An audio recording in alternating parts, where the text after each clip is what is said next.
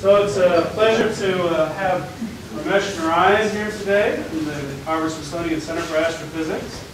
He's had a long and illustrious career in black hole physics. He's certainly the go-to guy on ADAPS and now RIAPS of all stripes. These radiatively inefficient accretion flow solutions to black holes, implicated the center of our galaxy and a number of other sources. And more recently, he's been involved in trying to prove the existence of black holes by comparing measurements from black hole systems or black hole candidate systems, neutron star systems, and even the center of our own galaxy. And in something of a continuation on the theme, he's now gotten into some of the first precision measurements, and I'll let you decide what precision means in that context, of black hole spin in nearby X-ray binaries, which is also about today. Thanks, Avery. You'll have to forgive me if my voice gives up. I've got congestion and the throat and stuff. And all these wires are not helping, I must tell you that. Makes me feel sick. So yes, this is something that we have got into over the last few years, trying to measure black hole spin. And I'll just very quickly remind everyone here, you all know this of course, that a black hole among all macroscopic objects is really the simplest object possible. It just has three numbers.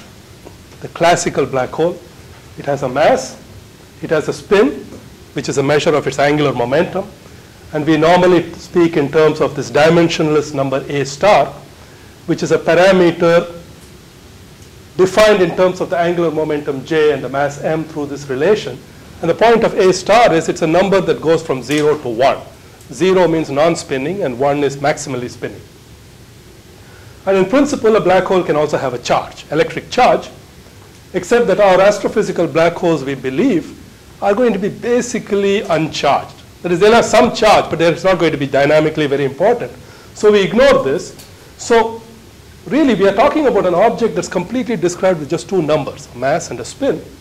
And obviously, we would like to get values of these two parameters for the black holes that we discovered. The particular black holes I'll talk about are stellar mass black holes in X-ray binaries. So this is my black hole.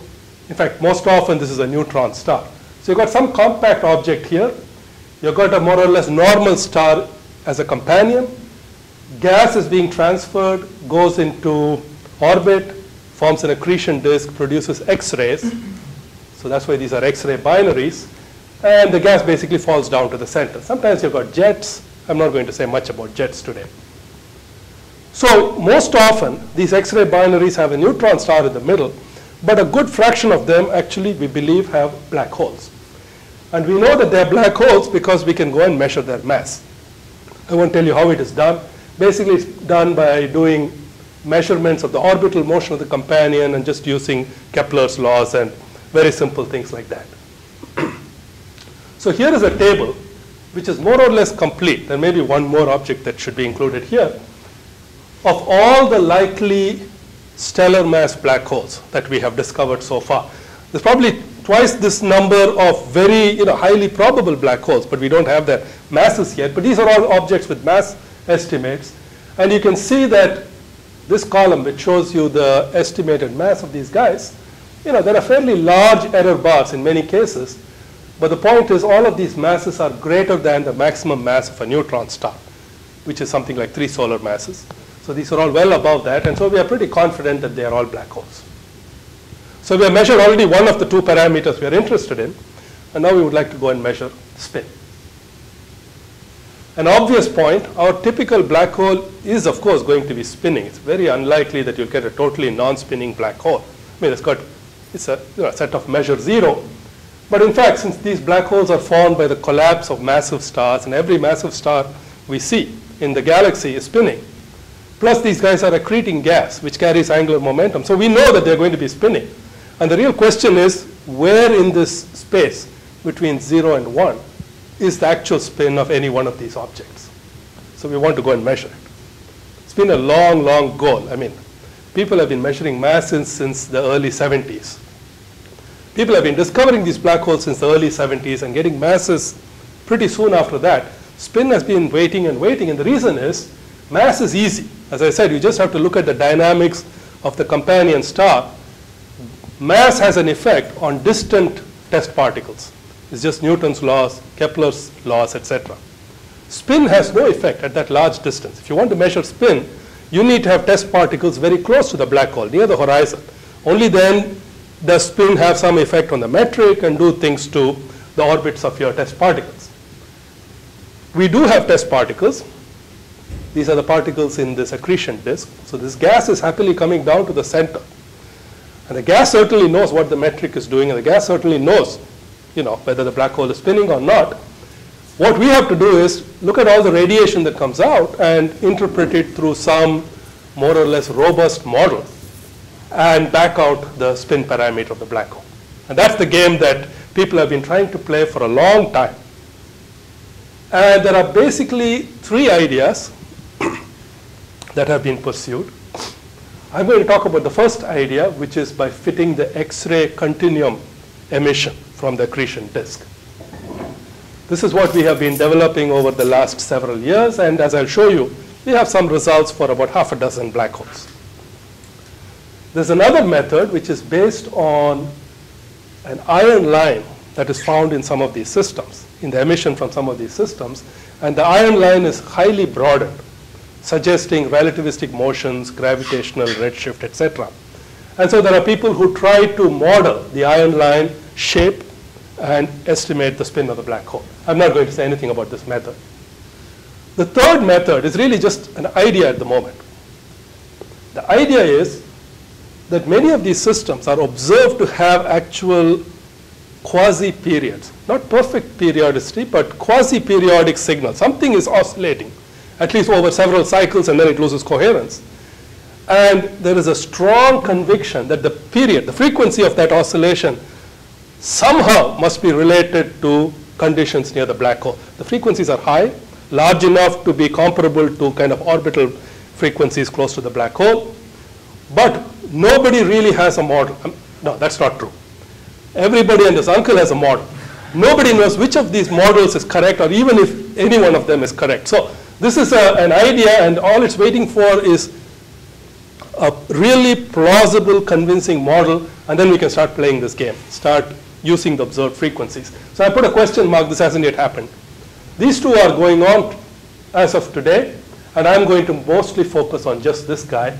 I'll just have one or two sentences on this right towards the end of the talk. So the people that we have been working with, our group, mostly it's been led by Jeff McClintock, a very distinguished X-ray astronomer at the CFA, and myself. So he produces the observational component, and I produce the theoretical and modeling component.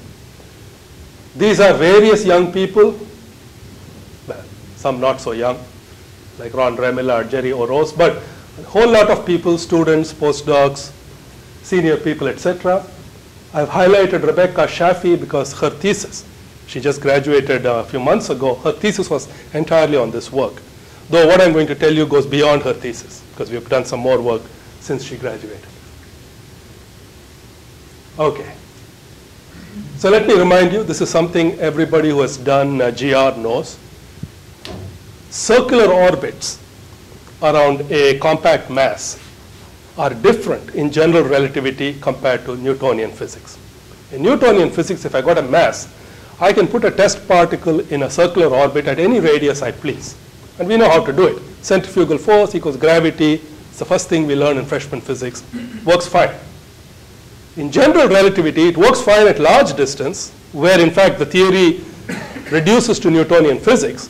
But as you come closer and closer to the black hole, these circular orbits are modified, and they're modified in the sense there is an innermost radius inside of which you cannot have a stable circular orbit. So you have stable circular orbits beyond this radius. This is the so-called ISCO, innermost stable circular orbit. So there is this particular orbit at a certain finite radius. You can put circular orbits at any distance beyond that, but you cannot put a stable circular orbit inside of that. And this is something that's of interest for our accreting systems, because we believe our accretion disk which has this gas going around in more or less circular orbits, will just spiral in until it hits the ISCO, and then it will plunge into the black hole. So anyway, the game is, if we had some way of measuring the radius of the ISCO, then it turns out that theory tells us this radius is a function of the spin of the black hole. So I've got a picture here. So this shows the radius of this innermost stable circular orbit in units of gm over c squared as a function of the spin parameter from 0 to 1. Non-spinning black hole, this is at 6 gm over c squared. That's where the last stable orbit is, ISCO. By the time we go to a maximally spinning black hole, it's at 1 gm over c squared. So this innermost stable circular orbit is quite sensitive to the spin, a factor of 6 variation. That's pretty good. So if you had any handle, any way of measuring this R ISCO, and if we already knew the mass of the black hole, you just take the ratio of these two, find out what value you get. Since I got 3, I'll just read off and I say, yeah, I've got a black hole with a spin of 0.8. This really is the idea that everybody is working on. We are assuming that one way or the other, we will see some signal that allows us to measure R ISCO. We would have independently measured the mass, and we will get the spin. Now, I've already started mentioning this. When we have an accretion disk, where you've got gas essentially in circular orbit and slowly creeping in towards the center, it can do this slow creeping in only so long as circular orbits are available.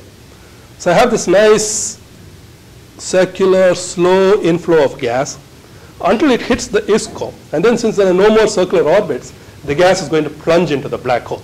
So an accretion disk is really going to have some kind of a very dramatic change, a transition of some sort, phase transition, from steady, nearly circular motion to free-falling plunge into the black hole. And this transition will happen at the ISCO. So something in the radiation from the disk is going to tell us where this transition happens. This is the trick that we are using. So here is the picture. So our picture is, you start with gas at some large radius, and it's slowly coming, and then it finally comes to the ISCO, and then it just falls in on a free fall time very quickly. Now, while this accretion disk is coming in, it's of course producing heat, right? It's basically trading gravitational potential energy for thermal energy, and then that comes out as radiation. But all that really works only down to this edge. And then our picture is that once the gas suddenly starts rushing in, you get hardly any radiation from inside. Of course, it's not going to be totally jet black. There's probably a little bit of radiation. But we think to a good first approximation, the bulk of the emission is going to come outside the ISCO, in fact, within a factor of a few, because this is where most of the action is, deep inside the potential well. The rest of it is just, it's just transporting the gas. This is where the energy is released. So we are expecting a bright ring-like emission from this disk with a pretty black interior. Okay? So this is what, that if we could take a photograph, this is what it would look like. And the size of this hole is going to be a function of spin. So if it's a non-spinning black hole, this will be 6 gm over c squared. And if it's a spinning black hole, it will be less than 6 gm over c squared and as small as perhaps 1 gm over c squared. Now you can use X-ray continuum observations and modeling to in fact measure the radius of this hole. The idea was first described by Zhang et al. In 1997, and everybody just jumped on them. They said, these guys are idiots, how can you possibly do it? And yeah, it's true. In 1997 you couldn't do it.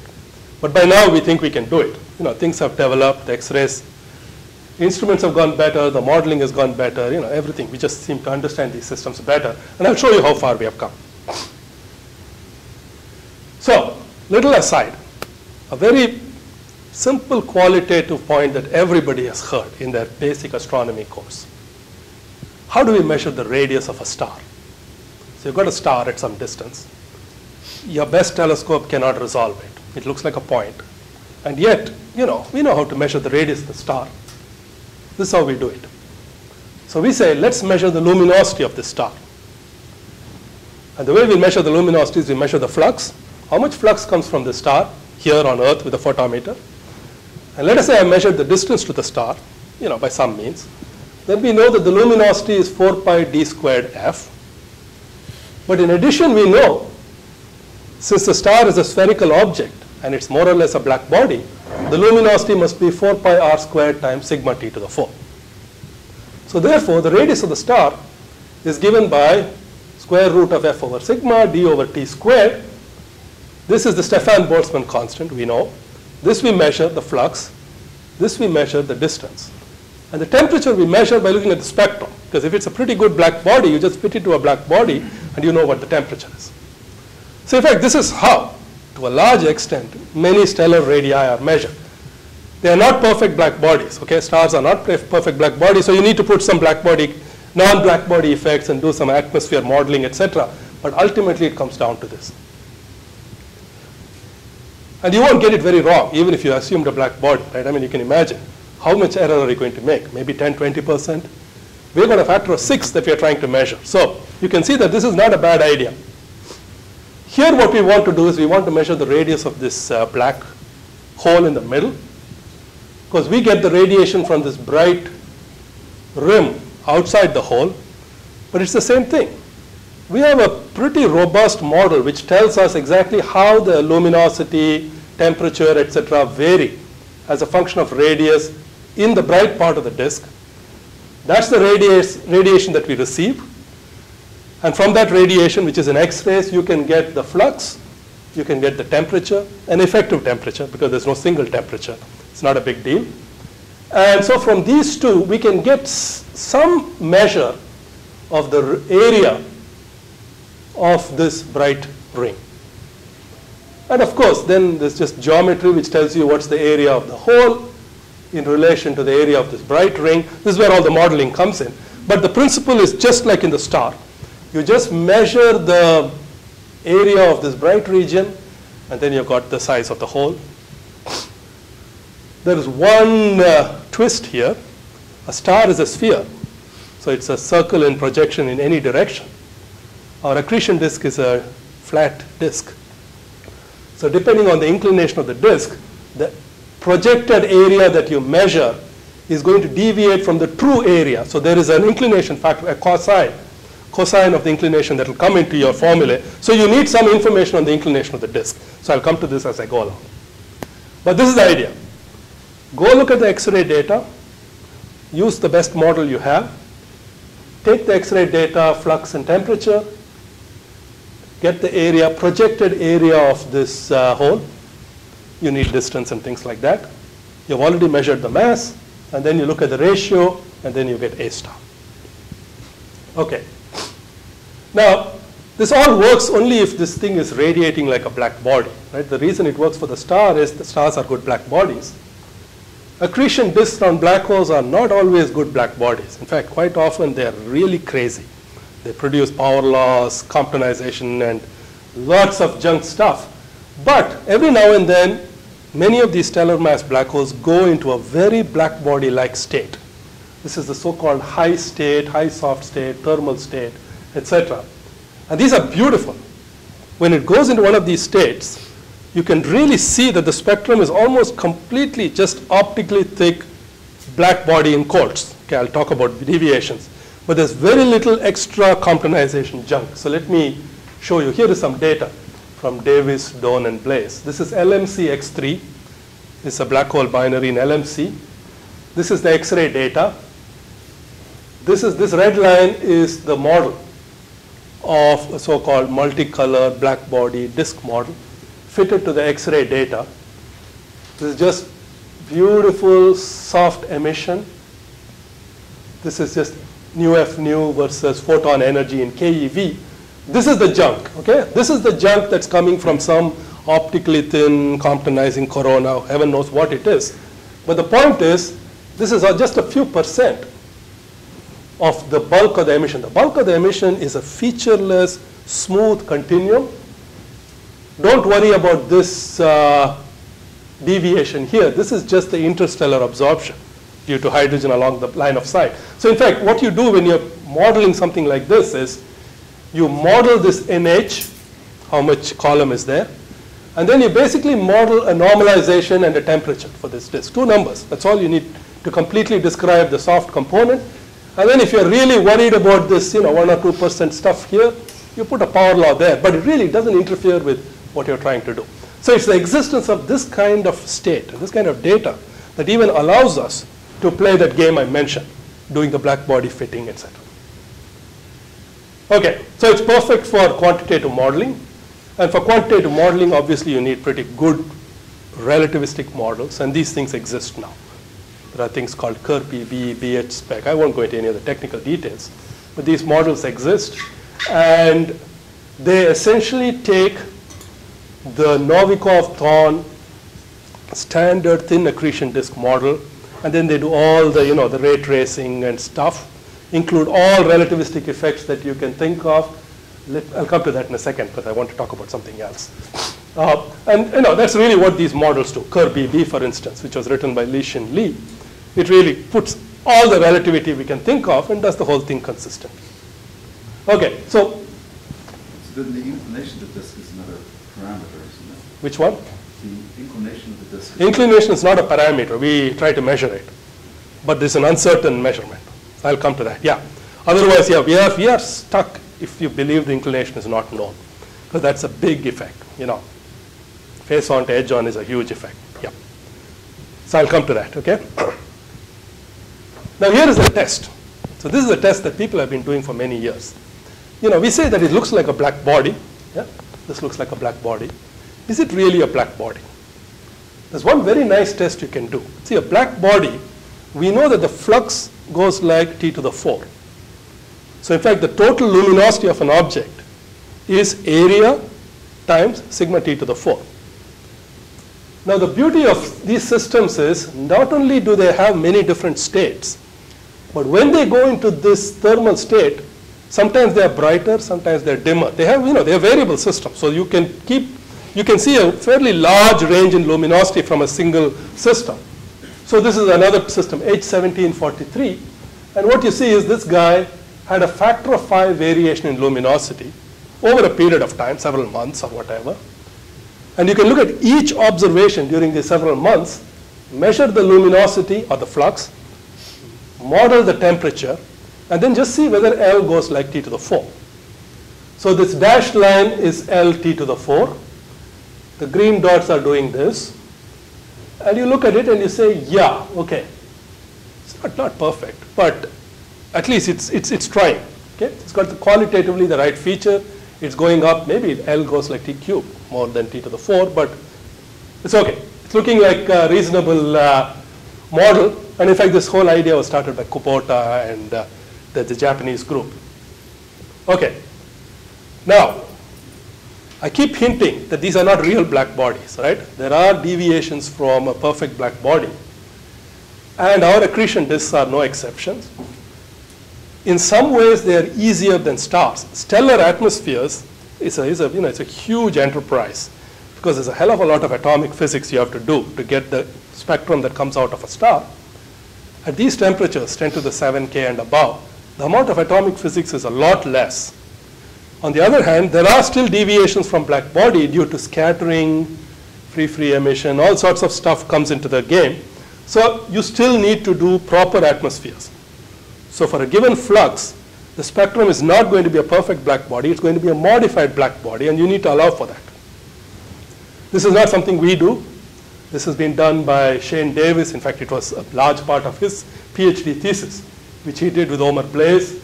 And they basically used techniques that has been developed by Ivan Hubeny and others over the years, originally for stars, and now they're doing it for disks.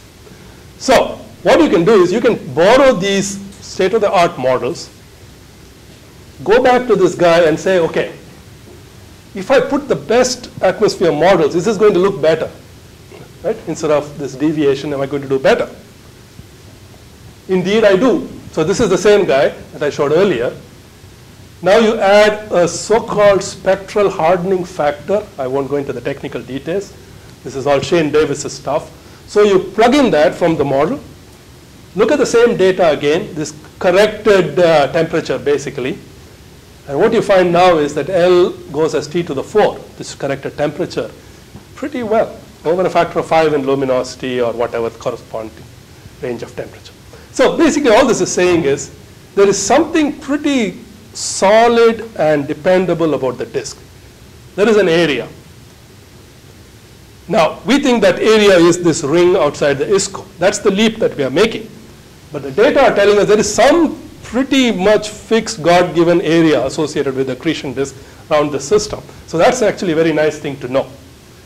We are going to use this kind of stability to say we will measure the ISCO and see what it gives. Quick additional question. Yeah. When you get up to half of Eddington, can one really neglect the effect of pressure gradient, radial pressure gradient forces in the disk on the distribution of dissipation? It is shaky. You put your finger on it, in fact. So when we do our measurements, we never go above 0.3. We are just very suspicious of anything above 0.3. It's not just the radial pressure gradient. The disk is also getting thicker. And when we do our ray tracing, we are assuming, razor-thin disk. So we are not starting the photon from the surface of the disk, starting it from the equatorial plane. That's the way we have done our calculations. And we're not quite sure where the photosphere is. So there are a number of things that break down, in fact. So ideally, you want to be here between 0.1 and 0.3. And just a practical question. The spectral hardening factors were first calculated when data of this quality were available? No. No, they weren't. The first calculations were done by Shimura and Takahara in the mid-90s. We didn't have this kind of data, but they came up with, actually it's very good work. They said, blanket 1.7, this F. So they basically said this is the spectral hardening factor, but they included only free emission and electron scattering. Now people are putting a sum of the atomic physics in, and that's bringing F down. F equal to 1 means no distortion at all, okay? So it's less distorted than Shimura and Takahara thought, but their work is really, I would say, landmark. That's where it started. Well, it's just as to play the devil's advocate here. Yeah. I mean, this fit makes things work out very nicely. Yeah. But it's beginning to make things work out very nicely in part of the parameter range we would expect the disk model to apply. So. Right, so maybe it didn't matter that much. That would be my answer. We are very happy that it works, but maybe we would have been okay even if we had just used this part of the data. So, yeah. You can only do the best you can, right? Bring in all the modeling you can do, all the observations, and come up with the best estimates you can. And this is where we have got estimates so far. 7 systems, 6 of these are published or at least posted on the web. This one we have still not been actually released, but I'll show you the kind of spin that we think we are getting for this system. And there are probably 2 or 3 others in the works, but it is very hard work, as you'll see. It's a lot of work that needs to be done to get each one of these spin measurements. Okay, I want to show you a rather remarkable system first. This is not the first guy we did. It's one of the more recent ones. This is the most distant stellar mass black hole. This guy is at the distance of Andromeda. It's M33. It's 800 kiloparsecs away. And yet, we have one of the most well-determined spins among all the systems. This guy, we think, has a spin parameter 0.77 plus minus 0.05. And the reason that this guy is so good is it's an eclipsing black hole binary. So being eclipsing, we think we know the inclination a lot better than for many other systems. And here comes one caveat, Chris. We are assuming that the accretion disk is coplanar with the binary. Okay? This is an assumption we have to make, because all we can measure is the inclination of the binary. That we have techniques. Especially the eclipsing systems, we have very good techniques, but even the others we can do something. And then we make this assumption that the disk is aligned, so we just put the same inclination. So the fact that we know the inclination well helped a lot. But this guy is very far away. So even the best observations only had a few thousand photons, which is really not very much in X-ray astronomy. Good bright sources, you get hundreds of thousands of photons, or even 1 million photons in some cases. This fellow has very few photons. But this is more than enough if all you want is 2 numbers from the data. Just the normalization of the temperature, you can do it with these data. So in fact, the interesting thing is these 4 data points, which are data collected years apart, frankly. This was, I think, several years before these 3, and these are all separated by months. So completely independent measurements. Each gives you pretty much the same spin parameter with a very little scatter. Then there's lots of other observations, much fewer photons, much larger errors. They're all over the map, but not really that much all over the map. They're still kind of clustering around the value we got there. So this is our value from this particular system. This is another distant black hole. This is in LMC. It's LMC X3. And this guy has been observed to death over the years. Every X-ray mission has observed LMC X3. And it's almost always in this thermal state. So, this is a fantastic system. So we have literally hundreds and hundreds of observations. And this is just a picture that shows 5 different missions. So these are all Ginga observations made in the 1998 time. ISCO observation here, the 1 Beposec measurement, several XMM, and then hundreds of RXT measurements. And you just go and analyze each observation independently, get a spin, plot it, and we have a range between maybe 0.1 and 0.4, but it all clusters around 0.25. So we think that the spin of this guy is around 0.25, and you can decide what your plus minus is. If it took just the mean, of course, it's extremely good. But the whole uncertainty is the modeling uncertainty, which we cannot quantify. So I'll come to that as I go along. This is a very interesting system, GRS 1915 plus 105. So again, we have lots of data. And what's interesting is this guy, if you look at all the low luminosity data below 0.3 Eddington, it's all practically 1. This is the range, 0.98 to 1. As you go to higher luminosities, close to Eddington, the derived spin parameters are lower. We do not know exactly why it is declining. We just know that the brighter you go, the less trustworthy those results are. The disks are going to become very thick. There are going to be all sorts of additional, Chris was mentioning the radial pressure gradient. It's very important. Radial advection is very important. Puffing up through pressure is very important. So a whole lot of things will happen. So we have never trusted results above 0.3 Eddington. And this guy is actually showing a pretty consistent deviation. And to eliminate questions, I do not know why it is going down. All I can say is it's going down and doing crazy things in the region where I do not believe my model anyway. So where I believe the model, it seems to give consistent results.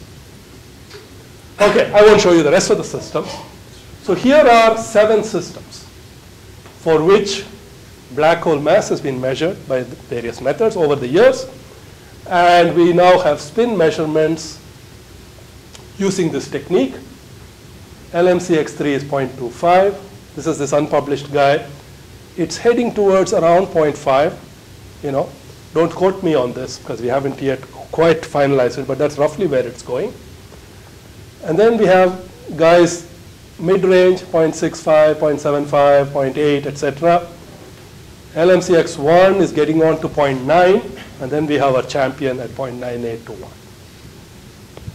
So it's, yeah. The analysis, do you impose the constraint that A has to be smaller than 1? Or the model doesn't go beyond 0.9999, okay? It's just that we don't know how to handle the curve metric beyond that. But for most of the data that went in here, I don't think it really is happy at that limit. It's happier at around 0.99. And you may wonder, why the hell should we get such high precision here? The reason is that the ISCO changes a lot between a spin of 0.98 and 1. It's a huge variation in the radius of the ISCO. It's just that there's a nonlinear mapping between A star and R ISCO. And what we are measuring is R ISCO. So because of that, as you get close to 1, you actually have your precision in measuring R ISCO is no better. But the precision for A star is actually very good.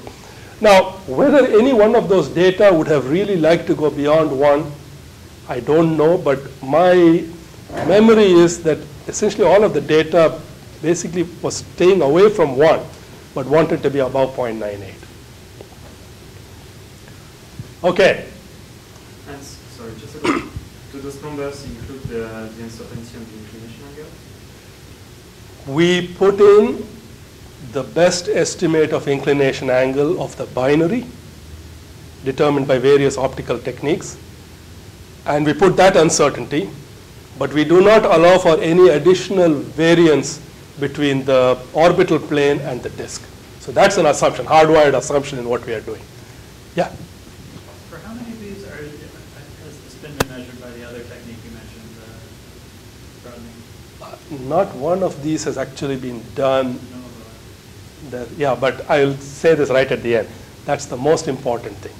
We need to have systems measured by both methods, and we have to make sure that they agree. Yeah. Yeah. Is it easy to understand how the spin can be known to much higher precision than the mass? It's because of the same thing, this nonlinearity. So let me go back to this. Let me see where.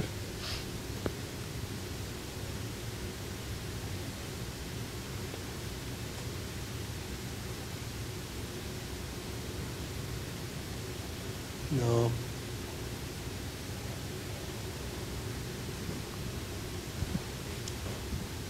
Here, it's a very steep relation between R ISCO, this is the quantity we are measuring, and A star, which is this quantity. So it is true, the mass is not very well known, and that gives you maybe 10 or 20% error. But 10 or 20% in this direction is a very small error in this direction. So that's kind of why it seems to work. So that's the best answer I can give. The dynamical range in A is between 0 and 1. So Yeah. So the error is small. Exactly. Firstly, it is 0 to 1 versus 1 to 6. So that helps. But in addition, it's not a linear relation. This curvature makes it highly nonlinear down here. And so you get this apparently very precise measurement here, which is a consequence of this curvature in this matter. So let's see where I am. No, it's not that steep. There's a case also you showed, I guess, for, with the A of 0.77, Yeah. right. So, well, the error bar there was also very tiny, but the slope is not very steep there. Yeah. But the mass error bar was large compared to the A error bar. Yes, yes. That's why we had. Okay, let me show you what we did there. Okay. These errors correspond to a fixed best estimate mass, best estimate inclination, best estimate distance, etc. And so these guys actually gave us 0.77 plus minus 0.02. And then we included the uncertainties in these other parameters, and that pushed it up to plus minus 0.05. So you basically do a Monte Carlo. Pick all values of M, I, and D consistent with measurement errors in these quantities. Reanalyze the data, it's just a computer. It just does, zillions of calculations, and finally you get an estimate here. Okay, so I think we can double the sample, okay, in the next few years. And maybe some more black holes will be discovered by then, and we can keep working on this.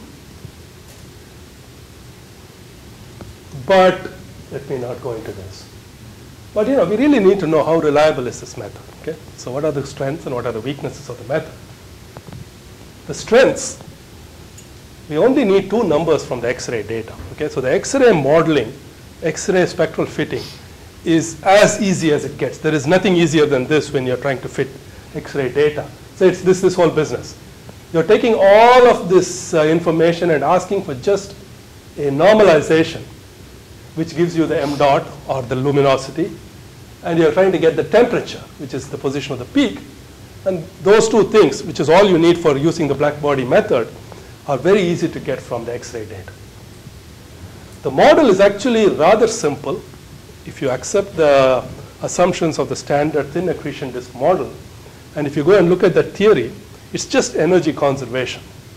You can calculate precisely how much energy is being released at each radius, and that's going to come out as radiation. So, at some level, the model is exceptionally robust. People will talk about alpha, viscosity, and all that. It's really no big deal at all. The answer for the amount of radiation that comes out is independent of alpha. So this is the reason why the results tend to be somewhat robust. Alpha was spatially dependent when you changed it. No, not for the luminosity, not for the flux. Alpha would affect the atmosphere. what Shane Davis does, his spectral hardening, is very weakly dependent on alpha. But I don't care how alpha varies. So long as I have a steady state system, I know exactly how much energy is going to be released at each radius. It's just energy conservation. Yeah. So steady state, of course, I'm assuming steady state, which is, I think, reasonable for these systems. There is, of course, this business about the disk atmosphere. It has a very weak but non-zero dependence on alpha. So that's to worry about. And then also, I think they're doing a very good job, but who knows? Maybe they'll come up with some new effect, and maybe that F will change, and all of our values may move one way or the other. But this is these are games that people have been doing with stars for so many years. I feel pretty confident that we are okay here. Here are the bad things. Just measuring these is not enough. We need to know the mass of the black hole. We need to know the distance, and we need to know the inclination. To get these things, you need to do a huge amount of supporting observations in optical, infrared, radio, and a whole lot of stuff. And the inclination is a bit of a headache because we only measure the inclination of the binary. We don't know the inclination of the disk. So it would be really nice if at least in a few cases we could go and independently measure the inclination of the disk. If it turns out that in a few cases it's always aligned with the binary, then we can say that our assumption is okay. If it turns out to be very different, then we'll have to say that we don't believe any results until we independently measure the inclination. So this is one area where we think X-ray polarimetry can really help. I mean, these are scattering atmospheres on top of the disk. And as I'm sure you all know, if you've got some soft radiation coming out of this disk with a scattering dominated atmosphere, the photon is scattered before it reaches you. And depending on the inclination of the disk, the amount of linear polarization you see will change between 0% and about 5%. 0% if the disk is face on, and maximum when it is edge on. You can calculate these things. People tell me that they can measure it. If only somebody had the necessary millions of dollars to send one of these polarimeters into space, they think they can measure it to 0.1%. Now, I don't know whether I believe that, but maybe certainly 0.5% they can measure. And when I've got a signal that varies by 5% between edge on and face on, that's going to be really a nice way of measuring inclination. So this is something we are looking forward to. This would be really nice as a way of independently checking our... Wouldn't an inclined disk precess? An inclined disk, wouldn't it precess? And so you can see light radiation? Not if it is all aligned. It's misaligned with the binary, though, it will precess. If it is misaligned with the binary, the central region is not going to precess because it's just locked to the black hole. The only thing we care about is the first 20 m of the disk. The disk goes up to 10 to the 5 m. Okay? That may be doing stuff over hundreds of days. I don't care. The stuff that's right next to the black hole, through just lens steering and other effects, it'll just be locked to the spin of the black hole, and it's going to have one orientation which will not change during the observations. It won't change for 100 million years, or 10 million years. Yeah. So I think we can be sure that it'll be one orientation. The question is that one orientation the same as the binary? This we don't know. Okay, this is where the current action is. The disk model, yeah. If the system goes into a hard state and the jet is produced, is this then sort of perpendicular to the inclination of your orbits?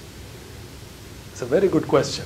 There are two systems, as far as I know, where we have jets, we have the orientation of the jet from the dynamics of the jet, and so that gives you an independent measure of what that angle is, and then you can compare that with the orientation of the binary.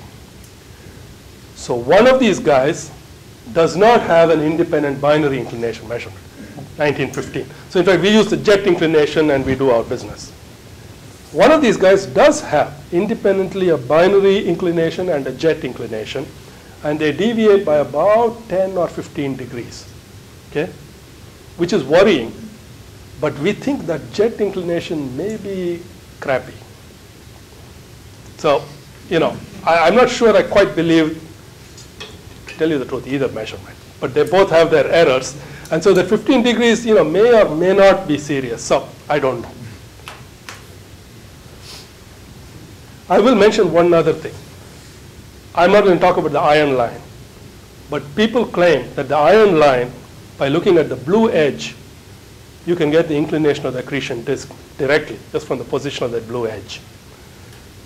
If we can really convince ourselves that that is correct, we could use that as a proxy to measure the orientation of the disk. So this is something for the future. We are looking into that right now. Okay, MH defect. So we're running out of time, okay. So here is where the real action is. So I said all of this works if I know exactly how much flux is being radiated at each radius of this disk. So I say that it is 0 down here, it's non-zero here, most of it is here, and I'm claiming that my model tells me exactly how flux goes with radius. If it's a perfect black body, of course, temperature goes like the 1/4 power of flux. If I do Shane Davis's atmosphere, I get some corrections, but all of that is calculable, right? So this is, and in fact, Novikov and Thorne did this with full Kerr metric in 1973. This, for some reason, I'm showing here a different potential, Paczynski-Wita, but Novikov and Thorne doesn't look very different. So this is some predicted variation of flux as a function of radius in units of gm over c squared. In fact, this is what is being used in the models. You take your model profile, then you shoot photons out, put all the light bending and the Doppler and the redshift, even irradiation, a whole lot of effects you don't need to know. And then we just calculate a spectrum and we model. But is this model right? There is one very critical assumption in all of these thin disk models. And the assumption is that when this disk comes spiraling in towards the center, and it hits this ISCO, that at that radius there is no stress. There is no shear stress. Because it's essentially like, it's like water going over a waterfall, right?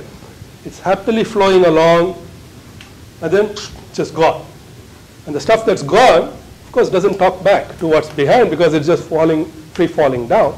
And so the intuition that Shakura and Sunyaev, Novikov and Thorne and others had was that at the ISCO, you essentially lose contact between the fluid on the inside and the fluid on the outside, and so that corresponds to no torque, zero stress across the surface.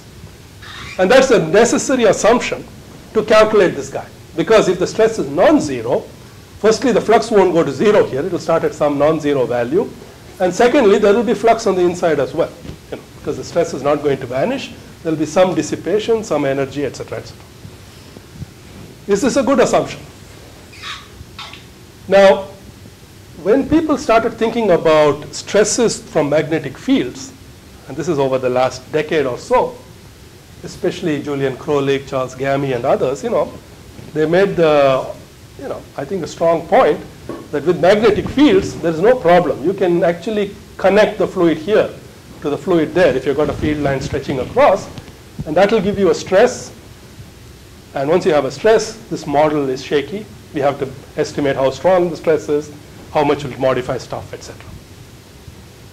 There was an interesting paper by Afshodi and Paczynski, 2003, who said, all this is true, but if my disk is thin, geometrically thin, this stress is going to be pretty small. It's going to be a minor effect. So for us, since it is now critical, we need to know whether to believe this model or not. So we have now plunged full scale into basically understanding what the stress is doing in these systems.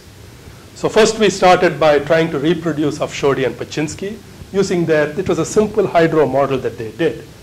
And so Rebecca Shafi did a simple hydro model, which I think Avery, you've heard, because I think it was being done even when you were there. Right. So, we basically agreed with Afshodi and Paczynski. I won't go into the details. But it's a hydrodynamic model. It's a hydrodynamic model with alpha viscosity. And of course, people will tell you, what these guys were talking about was not hydro alpha. They were talking about magnetic field. So you better do a magnetized accretion disk. Don't put alpha. Do fully self-consistent MHD simulations. And let's see what happens then. OK. So this is in fact what we have been doing. We have been now doing full general relativistic MHD simulations of accretion disks around black holes in the Kerr metric. Okay?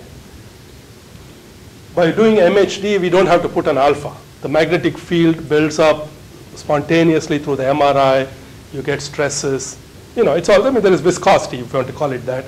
It all happens self-consistently. So we start with some gas at some distance from the black hole.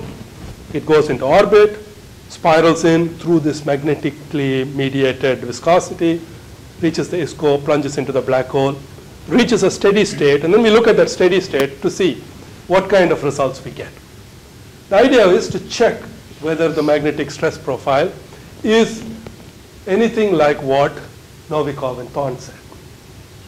Now, people have been doing GR-MHD simulations of disks now for, I would say 5-10 years. Well, 5 years for the GR-MHD, but the MHD simulations have been 10 years or more. Virtually every simulation is a thick disk. That's the easy thing to do, okay? When you have a disk whose vertical thickness is a good fraction of the radius, all the, the constraints on resolution, spatial resolution, time resolution, everything is much easier. And so those are the kinds of systems that people have been studying. But we want to know what a thin disk will do. And remember, Afshodi and Paczynski said a thin disk will be okay, but not a thick disk. So this is probably the thinnest GR-MHD disk simulated by anyone so far. So this is a system in which we started with gas initially between 20 and 50 m. This is radius in m units. There was no gas inside here. It started with some weak field, and then we just let it evolve, and the gas started accreting and reached some kind of a steady state. And in that steady state, the thickness, h/r, looks like this. In fact, a different measure. This is the measure that Krolik likes to use. It's really thin. It's like 0.05, 0.06. This is, as I say, it's the thinnest that anyone has done in a GR simulation. So 0.05 to 0.1. This is as thin as we want to go. Okay? This is the kind of system that we are trying to model with observations. And so, we just wanted to see what this guy will give. I don't know whether we want to show the simulation. Why not? This is not the whole simulation, unfortunately. This is only half of it. Then Rebecca went off. She's from Bangladesh. She graduated and she went off, and she hasn't come back yet, as far as I know. How do you treat cooling in the innermost? Yeah, what we have done is the following. We start the gas in a geometrically thin configuration with h/r of order 0.1. And it's an isentropic configuration. So it's constant entropy polytrope. Then at each time step, we look at the entropy of our gas, and we have a cooling which is constantly pushing it back to its initial entropy. Okay, so it's trying to be isentropic everywhere, but of course it's being heated. Being heated by, it's a very energy, it's a beautiful core. It conserves all quantities. So you have to put cooling, otherwise it will become a big fat hot disk. So this is McKinney's code? This is McKinney's code, yeah. But we don't instantly cool it. We cool it on an orbital time, okay, which is, I think, the reasonable characteristic thermal time of a thin disk. So there's, you could quibble a little bit, what should one do, but this is what we did. On one orbital time, so it's it's just d entropy dt equals minus entropy difference over orbital period, yeah. So that's what the code did. And yeah, as I said, only went halfway. But that's a thin disk, okay? Don't get caught up on all this low density stuff. This is the disk. That's a real nice thin disk, okay? You won't see any other like this. Now, of course, everybody's trying to make it. This is the plot I wanted to show. So let's recall what a Shakura-Sunyaev or Novikov-Thorne disk does. You start with gas with a lot of angular momentum on the outside. Then your stress, viscosity, magnetic stress, whatever, steadily removes angular momentum, and the gas keeps on coming to smaller and smaller radii. Its angular momentum sinks until it reaches the ISCO. And at the ISCO, your gas has the angular momentum of the ISCO. And then inside the ISCO, Novikov and Thorne tell you, no more stress, angular momentum is constant. So that's this dashed line, okay? So this is how the angular momentum, it starts at, 1,000 or whatever. At the outer edge, it's coming down, down, down, and then it comes down to 3.464, and then it stays at 3.464 all the way in. This is what our simulation gave us. Pretty much tracks. Slightly, there is a little bit of stress here at the ISCO. It's falling a little bit, but the deviation here is just about 2%. So what we take away from this simulation is the following. The stress is not zero at the ISCO. True. Magnetic fields do allow a non-zero stress, but it's quantitatively very weak. It's only about 2%, and 2% is not a big deal for our gain. Okay? 2% means there's maybe a tiny bit of radiation here, but the radiation out here is going to be very close to Novikov and Thorne. I'm saying radiation. We have not calculated radiation, okay? Let's be honest. All we have done is stress so far. We are still trying to figure out how to do the dissipation and radiation, etc. But a curve like this gives us a lot of confidence that if you go to a sufficiently thin accretion disk, model errors may give maybe a 5% error in A star, but not much worse than that. Now, you may wonder why, how come everything dies down inside the ISCO? Because there is magnetic field there, quite a lot of magnetic field. It's getting stretched by the infalling gas.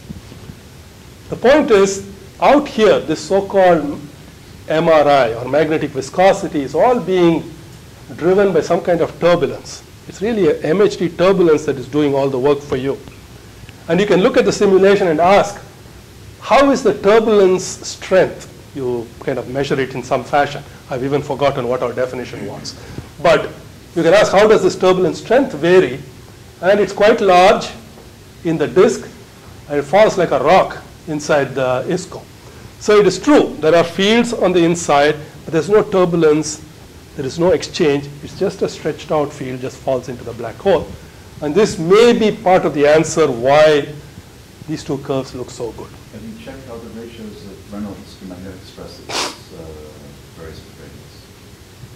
Is there any systematic change close to this? I haven't looked at specifically that quantity. Yeah, we have it all. Yeah, we can look at it. Right. This is only a non-spinning black hole. This is the only simulation we've done so far. We have stuff in the works for different spin, different thicknesses, to see how this changes as you make the disk thicker, different initial positions of the torus, you know. But these are very, very expensive simulations. This guy went for 3 or 4 months on a, IBM Blue Gene. So 3D is not an easy thing to do. There's a question here somewhere? Yeah? You answered it, actually. Okay, good. I'm almost done. Let me finish up. Okay. So we are beginning to become somewhat bullish on this method. The model we think is under control in the sense we still don't know how to do the radiation. But what we have seen so far suggests that the modifications won't be large. And actually, to tell you the truth, we don't care whether the disk is Novikov-Thorne or something else. We just need a model that we can believe. And if it turns out that the simulations tell us this is how you should modify Novikov and Thorne, we'll put it back in to the data analysis. The thing is, we need to have confidence. And I think with the tools we have now, at least the overall MHD flow, stress, etc., is doable. The thermodynamics and the radiation, I don't know how long that's going to take, but at least you can see that there is a route to answering it.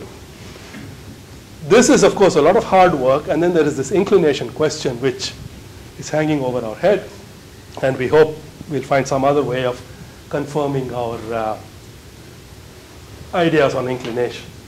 Let me very quickly go through this one astrophysical question that I'm sure everybody is thinking about. People say black hole spin is connected to relativistic jets, right? We think that that's the energy source that powers jets. And so you can ask, we've got 7 measurements. Where are they in terms of jets? So here are our 7 systems, starting from the lowest spin to the highest spin. 3 of them have jets.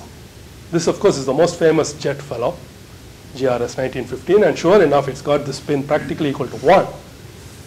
We are a little worried that these 2 guys are closer to the bottom of the list than the top. These do not have jets. We know that. At least we haven't seen any jet. This doesn't, and these two guys did have jets when people observed. So I would say it's a little shaky at the moment. One answer is that, something like the inclination or whatever is screwing up our method, that you shouldn't believe any of these numbers, because that's a possibility. But assuming these numbers are somewhere close to the truth, this makes you wonder whether there's more to producing jets than just a spinning black hole. We very briefly touched on the ion line. The strengths and weaknesses of the two methods are completely different, okay? Our method, we think each link you can test, okay? I think it's a robust method, but it's a lot of work, a lot of links, and you have to keep tightening each link carefully. The ion line is one of these global methods. You put some data, you put a model, you fit a zillion parameters, and out pops A star, okay? So knowing how reliable that method is a lot harder, in my opinion. So this is why I think we really need to be doing both methods on as many of these X-ray binaries as we can. If nothing else, I will mention our method cannot be applied to supermassive black holes. We don't have good blackbody states in AGN. Ion line can be applied to supermassive black holes, but will you believe the results? I think you will, if you've already seen that it works and agrees with some other method in the X-ray binary. So this is one reason why I think we really need to do both methods as well as we can.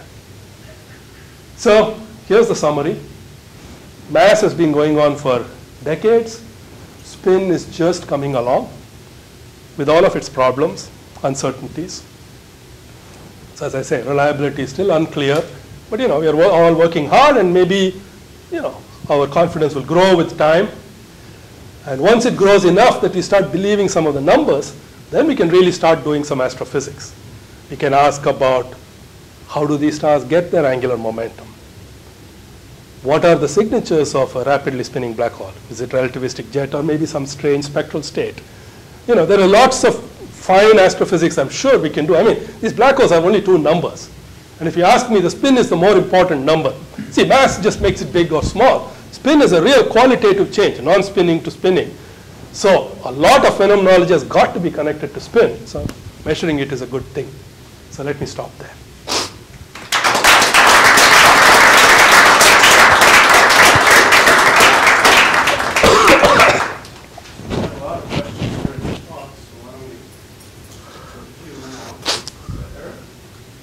So just to make sure I got this straight, so you said that the key assumption in your model is that the disk be thin. Yes. So do you know observationally that the disk is thin, or is that just something you cannot check? Only from theory. What you can do is the following. You pick the system at, let us say, 20% of Eddington luminosity. So at that radiation, at that luminosity, you can estimate what the radiation pressure is. And you can show that the radiation pressure causes only marginal thickening of the disk. You have to be Eddington before you get pushed up by radiation. So radiation pressure cannot do it. You can ask what will gas pressure do. But we know the temperature of the gas. It's a KeV. KeV is very cold because the virial temperature is more like 10 to the 11 K at these radii. So that thermal pressure is not going to do it either. So you can make very strong but theoretical arguments to suggest that these systems must be geometrically thin. But they could be warped like crazy, so that, that's where this inclination stuff comes in. If they're warped like crazy, they may behave like a thickish system for many purposes, even though at each point it's quite thin. Going back to this inclination, VBI observations of AGNs have actually seen that there was a misalignment of the jet with the dusty torus. Is that right? Yes. Which system is this? I don't remember. Okay. But this is the large-scale jet or the VLBI jet? This. Yeah. So the VLBI disk is misaligned with the VLBI jet? Torus is misaligned, basically. And if you think that this sort of is similar to your orbiting, stars, then this is bad news for this. What can I say? binaries are more likely to be clean in this sense than AGN. Yes. AGN are being fed by, Well, that brings up a quick question. What is the alignment timescale, regarding some alignment timescale? for the, okay. So I mean, the disk, if that's dictated by the orbital energy momentum Yeah. and the spin of the black hole, this line, how does it take For the, okay, so the disk will immediately align with the black hole, right? But then, of course, if there is a misalignment, there is the back torque, the torque between the black hole and the rest of the disk. And people have estimated this. My impression is that it's between 10 to the 7 and 10 to the 8 years for a typical X-ray binary to do that. But I don't know what the last word is. I know that Pringle and students, postdocs, have worked on this at various times. I haven't checked Do you the... have age estimates for the systems that you... That's the kind of age for most of these systems. Yeah. Some of them are even potentially older, but many of them may be just about that, into the 8 years. Those three black holes which both do large A over M, but no jets, do they show going to low states? These are, yeah, so let's go back.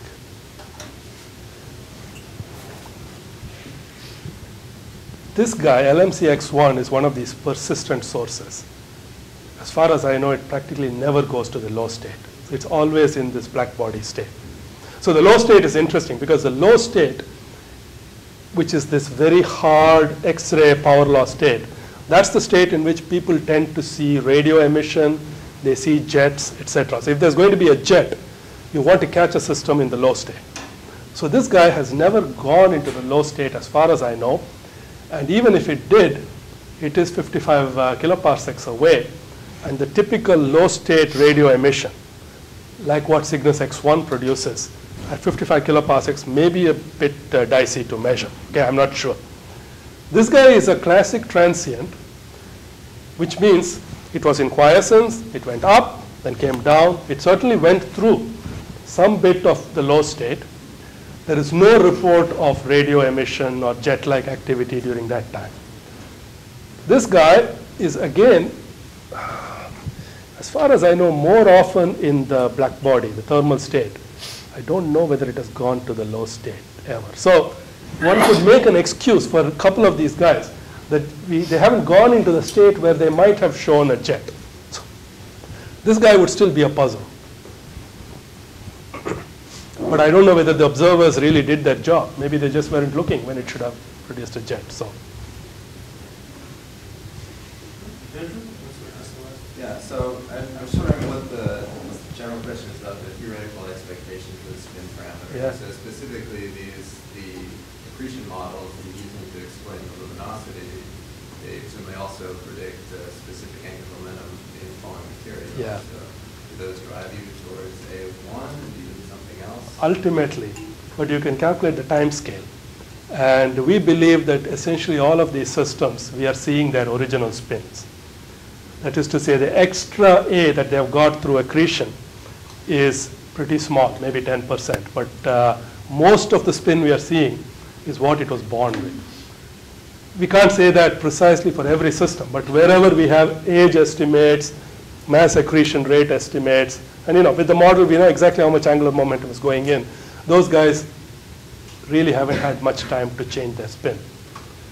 For instance, just to pick an example, this guy is the most massive black hole of them all. It's 15.5 solar masses. And it's got a companion star that is some 70 solar masses, okay? The whole system is probably no more than 3 million years old. One big guy has just collapsed, made a black hole. The other guy hasn't yet collapsed, so it's no older than 3 or 4 million years. So there's absolutely no time. So you can put full Eddington. It's not Eddington, but you just assume that it was accreting at Eddington for 3 million years. It just doesn't do anything. So there are some systems here where you can say very confidently that they haven't been modified by accretion. Some other systems, I don't know how old this guy is. It's a transient. It's a very low mass companion. It could be very old. This guy is hard to tell. So thank Ramesh again.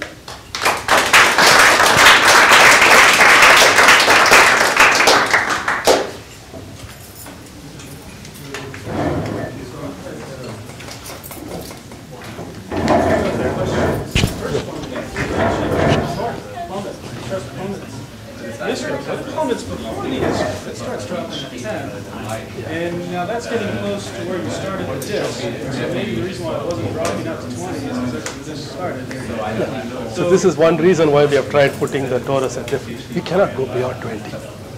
It'll kill us. It'll kill the computer. Yeah. And most people start at 7 or 8 or whatever. We put it at 20. So we feel good about it. Virtuous. Yeah. But this core profile is already plummeted. So it's not. It doesn't look like a transition at the ISCO. It looks like. Oh, no. Remember the angular momentum profile. The original, the true profile. L versus R. Yeah. Right. Sure. So it goes like R to the half. So wherever you start, it's going to plummet. Yeah. Okay. And the only question is, does it then level off or does it keep? See, if you had asked Krolik, he will tell you very that. Convincing, but then you showed this stress, this plot of the stress in your simulation. Oh, you mean the turbulence? Turbulence, yes. Turbulence, yeah, right. What can I say? That's what we saw.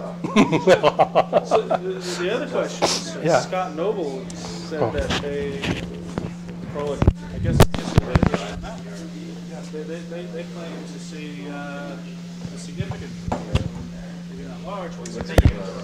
At least this is what he said in Long Beach. Well, it's different.